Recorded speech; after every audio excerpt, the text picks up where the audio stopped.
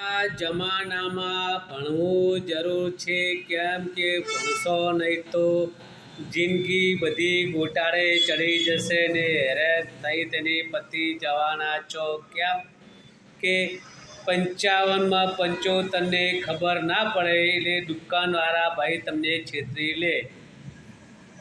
કેમ કે 75 વધારે કે 55 વધારે એટલી આપણા મગજમાં વાત ના બેસતી હોય, કેમ કે ભણ્યા નથી એટલે ખબર ના પડે એટલે દુકાનવાળા છેતરી લે.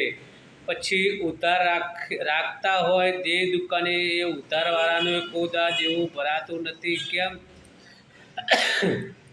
કે ઉધારમાં ખાંડ લીધી હોય કિલો અથવા 500 ગ્રામ, તો એક વખત એવું લખ્યું હોય કે કિલો ખાંડ લઈ ગયા છો અને બીજી વખત એવું લખે કે ખાંડ કિલો લઈ ગયા છો. બેમાં આટલો ફરક હોય અને પછી તમને ચોપડે બતાવે કે જુઓ 2 વખત કિલો ખાંડ લઈ ગયા છો.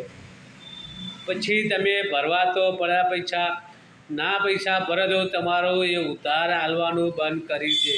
એટલે ભાઈ બને ત્યાં સુધી રોકડેથી લાવો, ઉધાર બંધ કરી દો કે ઉધારમાં તમને ઠેકાણું કરી નાખશે અને જિંદગી તમારી ગોટાળે ચડાવી દેશે. એટલે ઉધાર કોઈ દિવસ લાવવું નહીં. થોડું લાવવું, ઓછું લાવવું, પર રોકડેથી લાવવાનું રાખો તો તમને ખબર પડે. સમજે એને